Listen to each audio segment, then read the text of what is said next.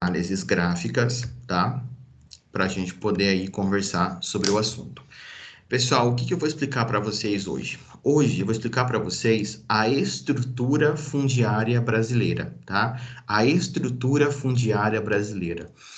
O que seria, né, a estrutura fundiária brasileira? Seria basicamente você entender, né, a divisão que existe no Brasil em relação ao tamanho das propriedades, tá? Ao tamanho das propriedades e quem tem acesso a essas propriedades. Então, basicamente, eu vou contar para vocês quem são os donos da terra no Brasil, quais são as terras do Brasil que tem dono, né? E aí vocês vão ver que a nossa estrutura fundiária, ela é calamitosa. A nossa estrutura fundiária é uma aberração, tá certo? Porque vocês vão ver através de números, de gráficos, um país, o Brasil, como sendo um dos países mais desiguais do mundo na questão da concentração de terras. Você vai ver que nós somos um país que tem pouquíssimas pessoas, com muita terra na mão, e vocês vão ver que do outro lado tem uma galera, um monte de gente que tem pouquíssima terra. Então, a nossa estrutura fundiária é você saber a distribuição das terras, pela população brasileira. Será que a nossa distribuição é justa, né? Será que a nossa distribuição é bem feita? Será que o Brasil é um país que fez, né, uma justa distribuição de terras? Imagina, pessoal, imagina. Eu venho contando para vocês nas últimas aulas um retrospecto histórico para chegar exatamente nesse ponto do momento atual. Comecei com vocês lá com a Lei de Terras de 1850, lembrando que antes disso, né, as terras no Brasil eram praticamente doadas. Você tinha que ter algum conhecido muito rico aí, né, para você conseguir ter terra no Brasil. Já começou a concentrar terra no Brasil lá na época das capitanias hereditárias, né? De repente, você dividiu o Brasil em 13 faixas de terra, deu na mão de 13 pessoas, e 13 pessoas eram donas de todas as terras do Brasil. Aí depois vieram as sesmarias, né, que eram as divisões das capitanias, mas eram uma quantidade de terra do tamanho de cidades inteiras, né? Então, o Brasil sempre concentrou muita terra, né? O acesso à terra no Brasil ele é muito difícil. Não é uma coisa simples você ter acesso à terra. A terra no Brasil é um bem muito caro, né? E depois vem a Lei de Terras em 1850, mas vocês sabem que é uma lei mais para compensar, né, uma perda de capital por parte do Brasil Império do que realmente pensando numa justa distribuição. E as terras ficaram caríssimas no Brasil, e só quem tinha condição de comprar a terra era quem realmente já tinha terra, né, porque eram pessoas mais ricas.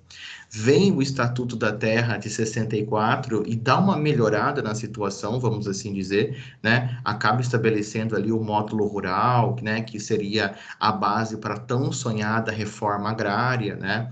Lembrando que a reforma agrária seria essa justa distribuição de terra, né? Você pegar, né, a reforma agrária e você distribuir terras para quem precisa. Então, pegar aquelas chamadas terras devolutas, né, pessoal?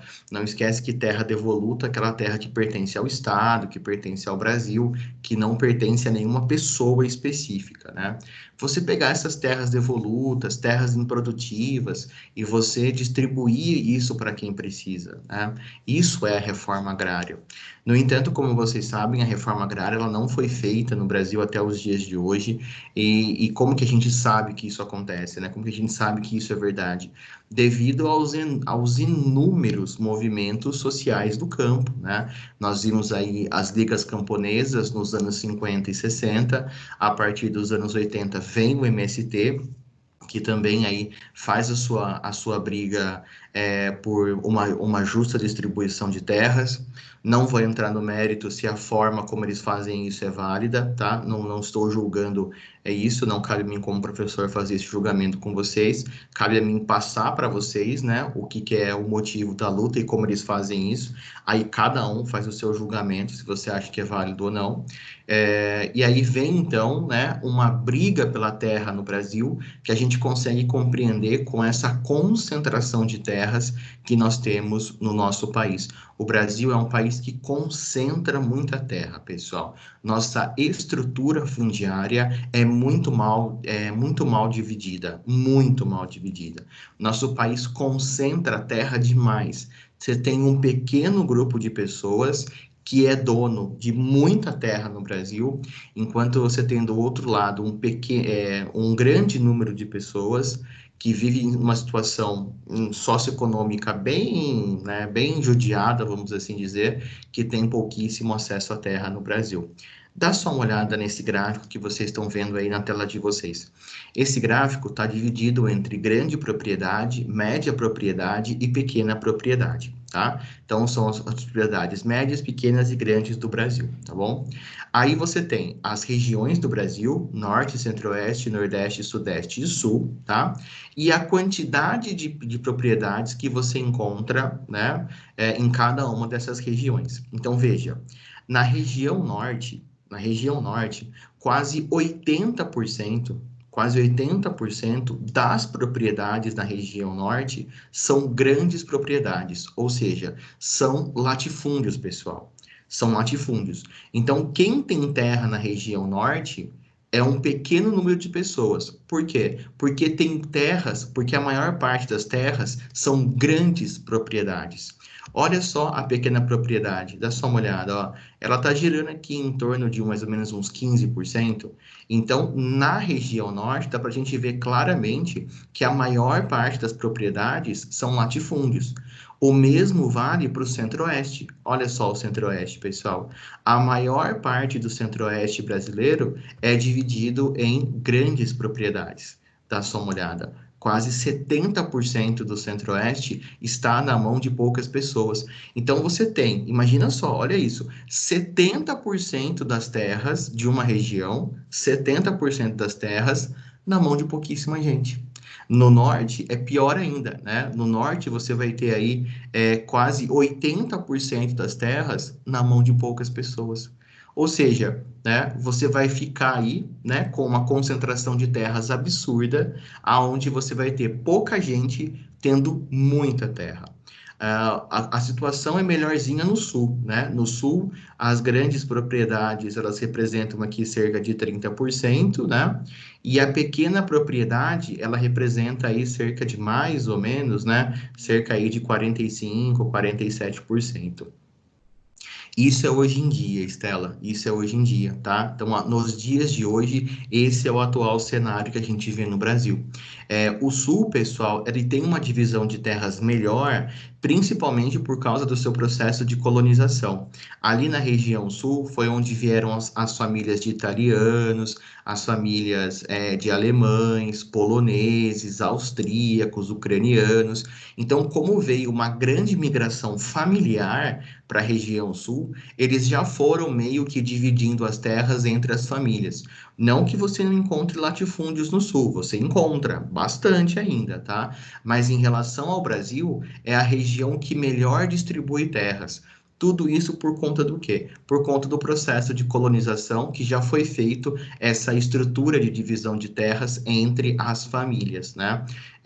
E isso, pessoal, os números não mentem, né? Dá para a gente ver claramente aí a região norte e centro-oeste é bizarro, né? Você tem aí quase o total das terras são grandes propriedades. Então, quem está ali no norte e no centro-oeste, você tem uma galera, um monte de gente que, meu, quase não tem acesso a terra nenhuma. Isso é a estrutura fundiária brasileira, né? É assim que o Brasil tem a sua divisão. Olha só também esse outro gráfico aqui, pessoal. É uma outra forma da gente ver as mesmas informações, né? Só que aqui é a nível Brasil. Sempre quando cai estrutura agrária no vestibular, pessoal, é muito comum cair com gráfico, tá? Então, saber fazer a leitura do gráfico é muito interessante. Aqui nós temos, então, o tamanho da área, tá? O tamanho da área. Essa área está medida em hectare, beleza? Em hectare. Então, nós temos aí, pessoal, né, menor do que 10 hectares. Depois, a gente vai vendo ali na sequência que ele vai fazendo uma evolução, né?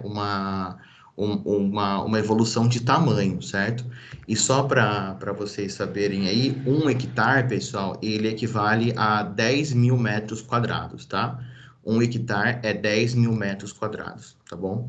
Então, olha só, você tem aqui, né, áreas com menos de 10 hectares, de 10 a 100, de 100 a 1000 e com mais de 1000 hectares. Então, esse aqui é o pequeno proprietário, tá? Esse aqui é o pequeno proprietário.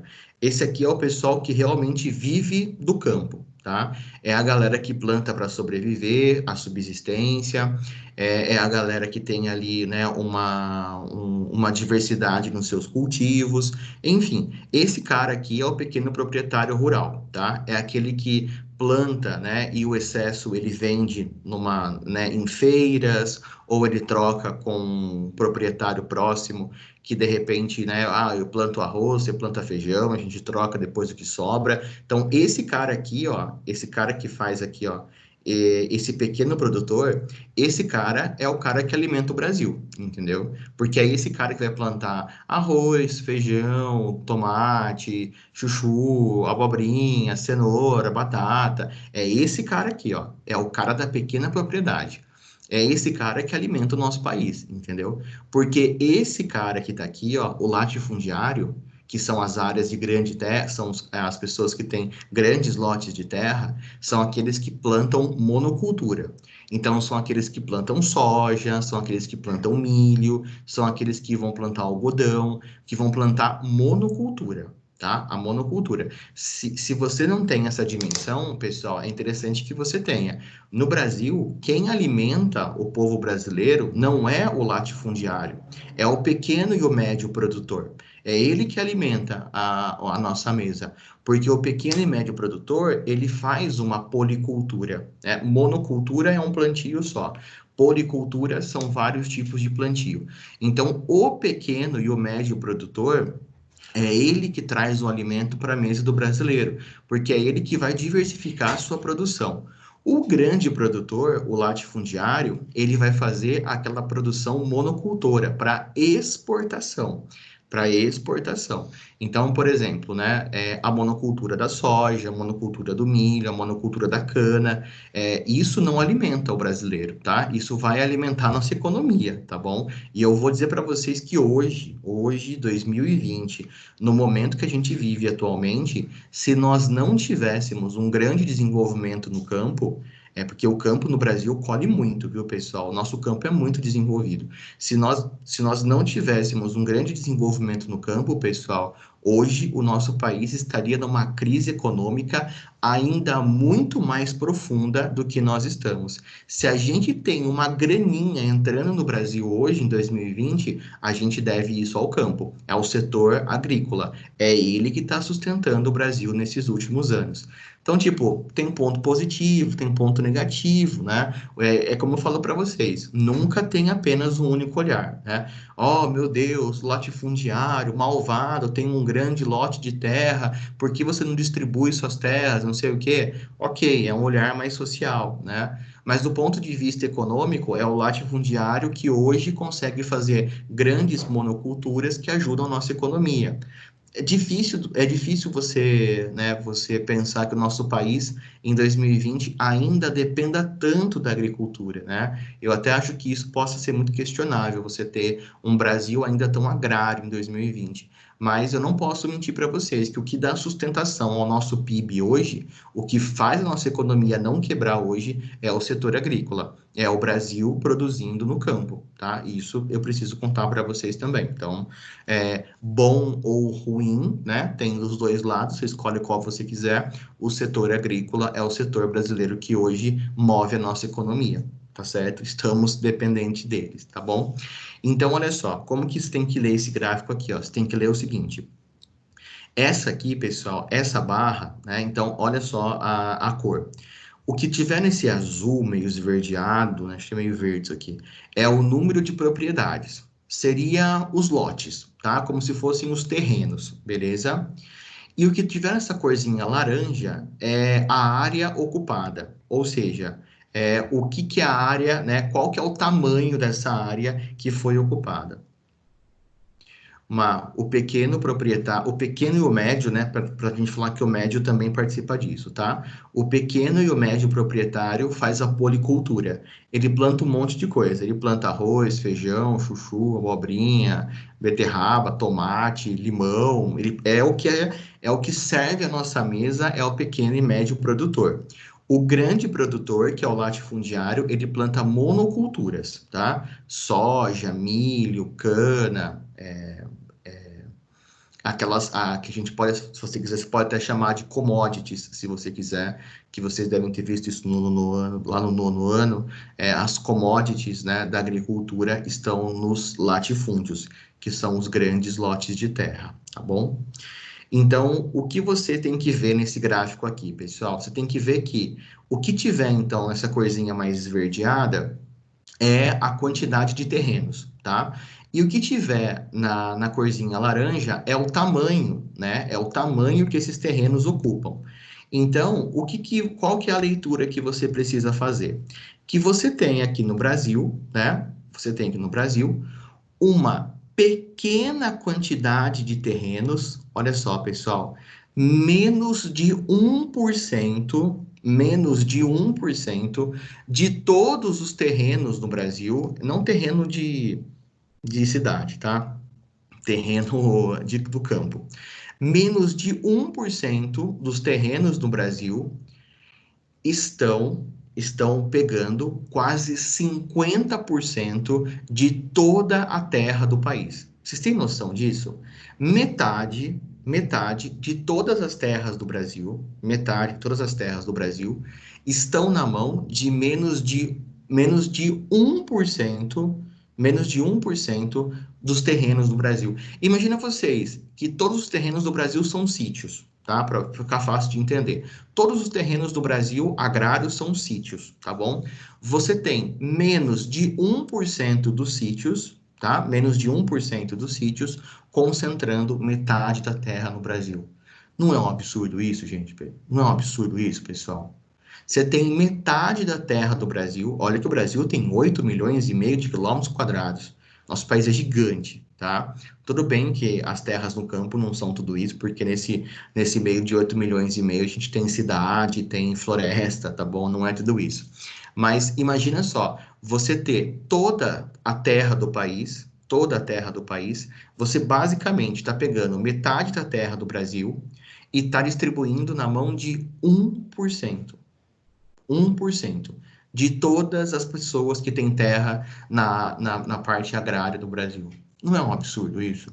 Você ter é menos de 1%, né? Eu vou colocar um para poder arredondar. 1%. 1% dos donos de terra do Brasil tem 50% das terras do país. É um absurdo, é um absurdo. O Brasil é um dos maiores concentradores de terra do mundo. Metade das terras do país está na mão de 1% da galera.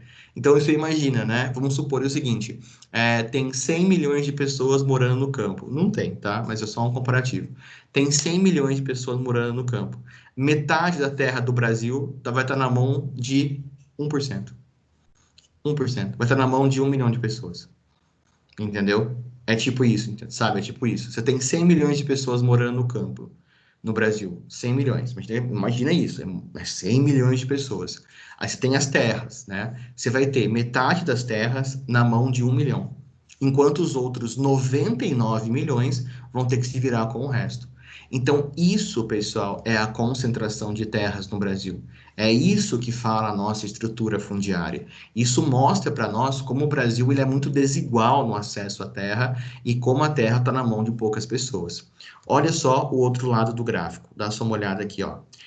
Essas terras que são menos de 10 hectares, a gente chama isso de minifúndio, pessoal. Minifúndio, tá? O minifúndio é o contrário do latifúndio, óbvio, né? Olha só, quase metade, ó, 47,8, né? Isso aqui a gente pode arredondar para 50 para facilitar a análise.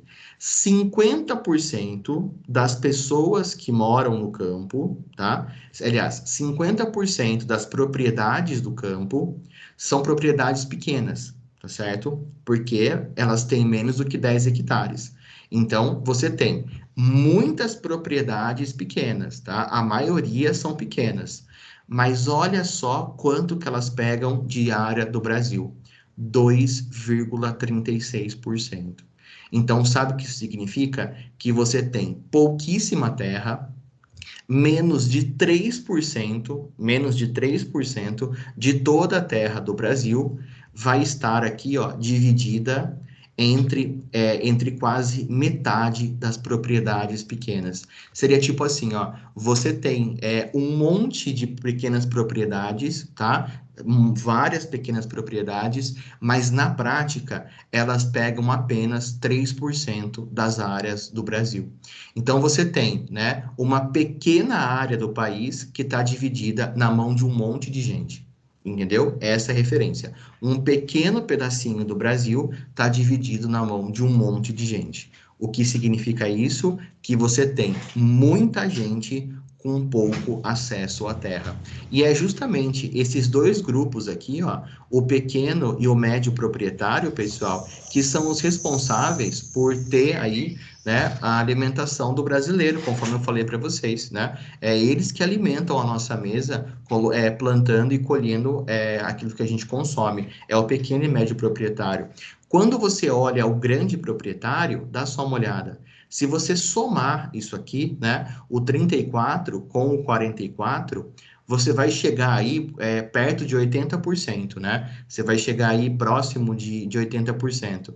E aí, se você somar, né, esse 8 com esse 0,21, então você vai ter um número próximo de 10%. Sabe o que isso significa? Que 80% das terras do Brasil, 80% das terras, né, produtivas do Brasil, estão na mão de 10% de quem vive no campo. Olha que absurdo, pessoal. Isso é uma coisa absurda, tá? Você pensar que 80% do Brasil está na mão de 80% de todas as terras do Brasil estão na mão de 10% de quem mora no campo. É muita desigualdade, é muita desigualdade. Aí os outros 20% que restam estão na mão aí dos outros 90%. Então, a nossa estrutura fundiária, ela é muito precária. A nossa estrutura fundiária, ela é muito desigual. Ela é uma estrutura que, literalmente falando, né, favorece ao latifundiário, ela favorece, né, ao grande proprietário de terra, e isso aqui é para vocês entenderem essa concentração de terras no Brasil, né? Então, por que que o Brasil concentra tanta terra? O motivo de concentrar tanta terra, vocês já sabem. Eu venho contando para vocês esse retrospecto histórico desde ali da semana passada, né? Os motivos do Brasil concentrar tanta terra. Mas agora, esses números da aula de hoje, pessoal, é para você conhecer a nossa estrutura fundiária. Olha o nível de concentração de terras que nós temos no Brasil. Veja, né, como o campo é desigual no Brasil. Veja como os movimentos rurais, né, os movimentos sociais do campo, eles têm uma justificativa pela sua luta.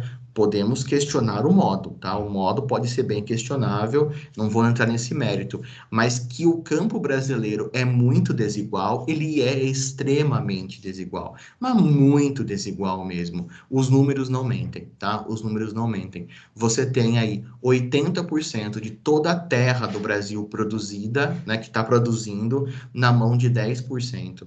Sabe? 10% de quem mora no campo é dono de 80% da terra do país. Isso é um absurdo.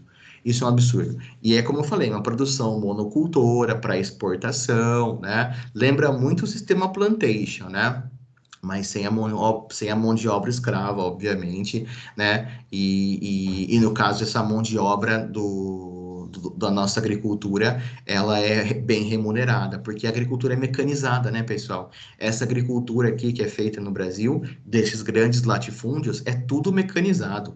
Produtividade altíssima, grande mecanização, você quase não tem funcionário nessas grandes fazendas, algumas delas você tem aí somente as máquinas tomando conta, né, para fazer o processo de plantio, de colheita. Então, o campo brasileiro, né, nessa parte dos grandes latifúndios, ele é muito desenvolvido mesmo.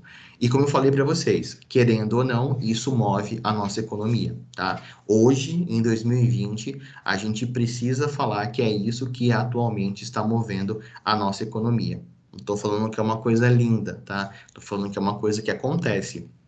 O campo no Brasil hoje é o que está nos sustentando economicamente. Beleza? Tudo bem? Pessoal, até aqui, até essa parte, alguma dúvida? Como estamos aí?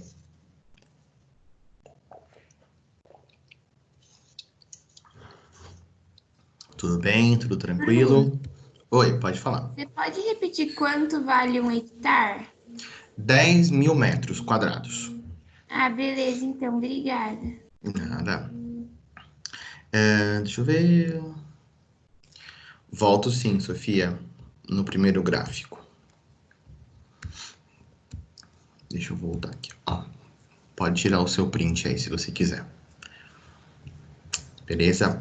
E aí, pessoal, a grande pergunta que fica é como resolver esse problema, né? Como fazer a resolução desse problema? Só tem uma forma, reforma agrária, pessoal. Reforma agrária. Não tem como você mudar todos esses estigmas que o Brasil carrega no campo sem uma reforma agrária. Porque, na verdade, quando você pega a reforma agrária e você olha, né, para esse processo, o que que a gente precisa entender? Que como você tem uma estrutura aonde você tem, literalmente falando, né, muita gente com pouca terra e pouca gente, ó, muita gente e pouca terra, pouca gente e muita terra, né? Como você tem literalmente, né, esse cenário no Brasil, então a reforma agrária, ela realmente precisa ser feita, né? E a reforma agrária, pessoal, em si, ela seria, né, essa justa distribuição de terras, seria aí uma distribuição de terras muito mais justa perante a população. E essa reforma agrária, ela vem sendo feita no Brasil ao longo aí, né, das últimas décadas, mas ela realmente não atingiu os seus principais objetivos, né? Deixa eu abrir aqui um gráfico para vocês verem. Deixa eu pegar aqui um gráfico maior.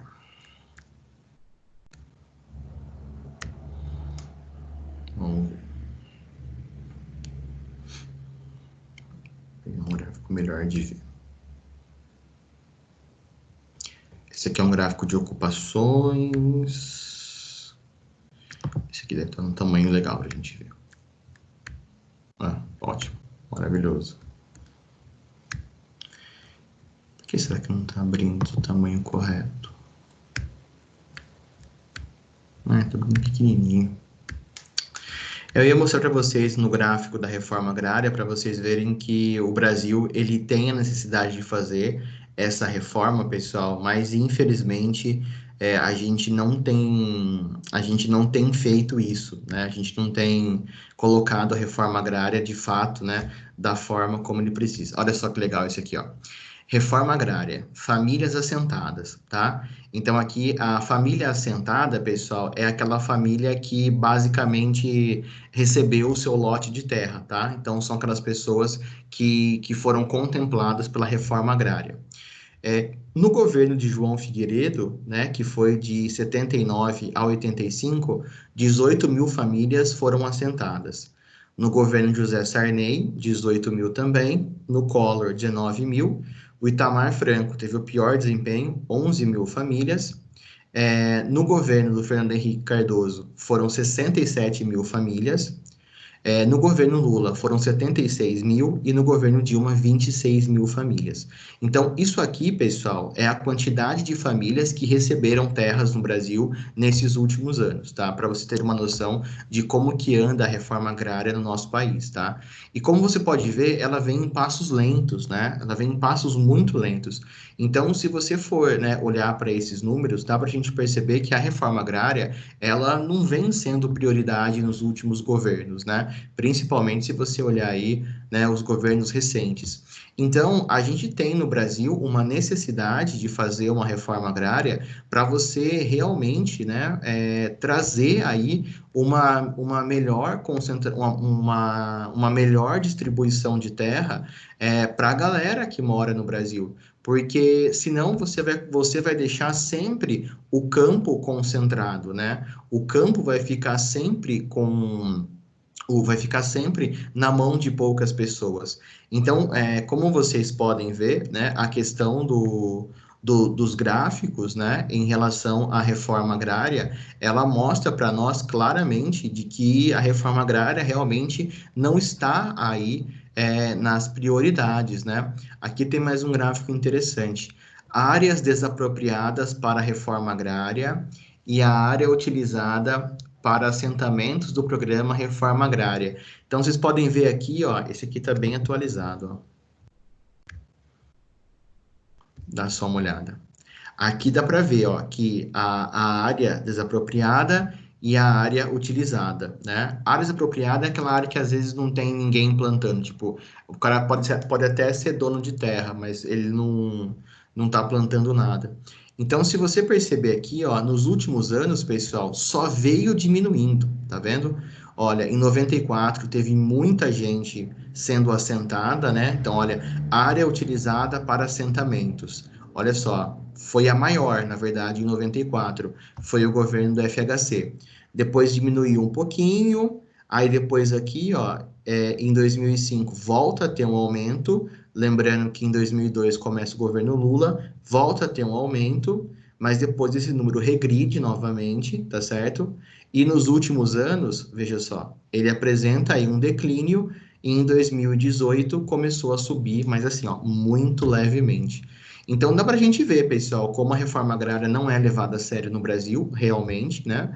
E como esse processo ele vem nos últimos anos, nas últimas décadas, se arrastando, e isso contribui e muito para o campo continuar muito desigual, tá certo? Pessoal, essa aula de hoje era uma aula muito, muito importante para vocês entenderem a estrutura fundiária no Brasil. Como vocês podem ver, o Brasil é um país que concentra muita terra, nós temos poucas pessoas, com basicamente, né, mais da metade da terra no Brasil, e do outro lado tem uma galera, um monte de gente que tem pouquíssimo acesso à terra. Então, é preciso entender, né, essa estrutura fundiária, é preciso entender este panorama, tá certo? Para que a gente possa pensar sobre como chegou nisso, né? Então, eu vim contando para vocês tudo que rolou no Brasil, né, desde 1500 em relação à Terra, para te mostrar o cenário atual, para você ver como é hoje, né?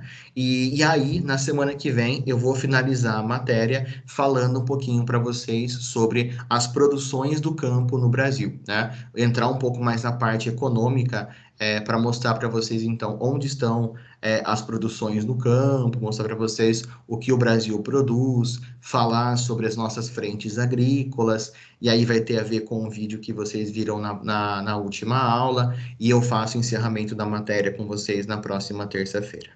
Tudo certo, pessoal? Tudo tranquilo? Ficou alguma dúvida? Tudo bem?